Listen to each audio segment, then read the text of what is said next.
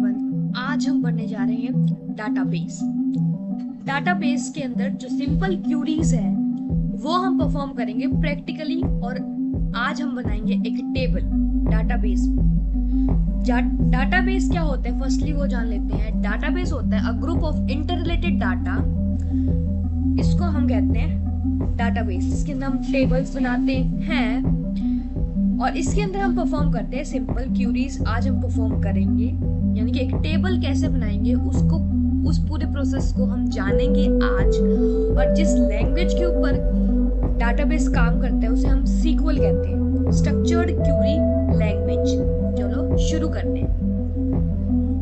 सबसे पहले हम कमांड लाइन क्लाइंट को ओपन करेंगे।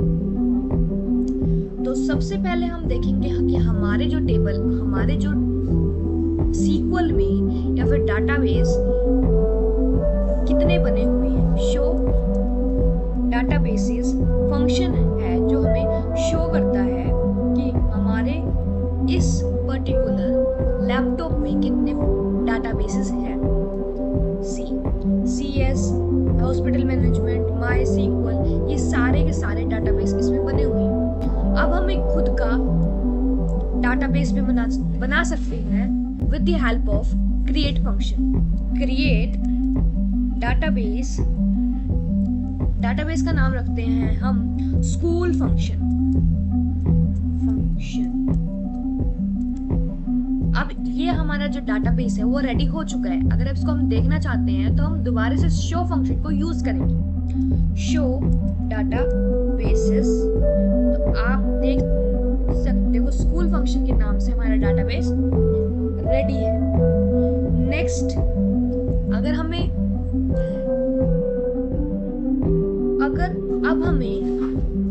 अब हम डाटाबेस के अंदर टेबल बनाएंगे। तो टेबल बनाने के लिए हमें क्रिएट फंक्शन का यूज करना है। क्रिएट फंक्शन यूज करने से पहले हमें यूज डाटाबेस फंक्शन यूज करना पड़ेगा ताकि हम उस डाटाबेस के अंदर काम कर सकें।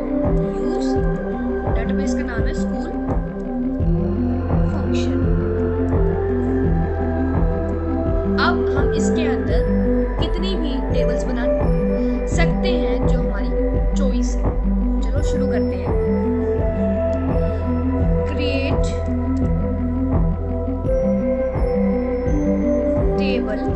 टेबल का नाम रखते हैं हम स्कूल के अंदर हम सबसे पहले नेम डालते हैं। नेम का टाइप रखते हैं varchar, उसका साइज रखते हैं 20। फिर हम नेम के बाद हम डालते हैं क्लास को हम इंट में रखते हैं। क्लास के बाद हम एडमिशन नंबर, उसको भी हम इंट में डाटा टाइप उसका रखते हैं।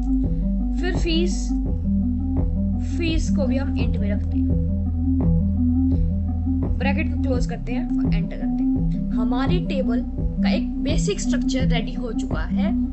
चलो शुरू करते हैं। इसका स्ट्रक्चर देखने के लिए हमें डिस्क्राइब फंक्शन को यूज करना पड़ेगा। Describe school. तो ये देखो हमारा बेसिक स्ट्रक्चर रेडी हो चुका है। अब इसके अंदर हमें डाटा को इंसर्ट करना है। इंसर्ट करने के लिए हम यूज करेंगे insert into functions. Insert into, किसके अंदर इंसर्ट करना है? School.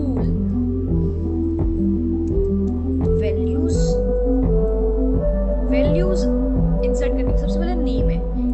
Name suppose Komal. Class is 12।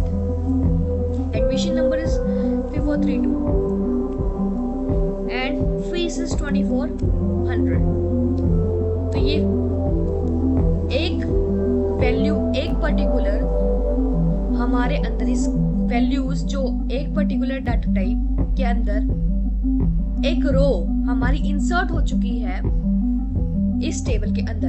अगर हमें फर्दर रोज को इंसर्ट करवाना है तो हम इसको फर्दर यूज कर सकते हैं, इंसर्ट इनटू स्कूल। अगर मल्टीपल वैल्यूज को इंसर्ट करवाना है तो हम इसके अंदर ऐड ऑन कर सकते हैं, जैसे कि suppose name is Nisha, class is 12, admission number is 500 and fees is 6000। Just comma लगाएंगे और वैल्यूज को इंसर्ट करते जाएंगे। Nisha, Isha, name is Isha, class is 8th, admission number is 400 and fees is 1000। अब इसके अंदर 3 रोज इंसर्ट हो चुकी है। इस पर्टिकुलर टेबल में हमारी 3 रोज एंटर हो चुकी है। अगर हमें देखना है इस टेबल को तो हम सेलेक्ट फंक्शन का यूज करेंगे। सेलेक्ट स्टार फ्रॉम टेबल का नेम स्कूल। सी, हमारी टेबल रेडी हो चुकी है।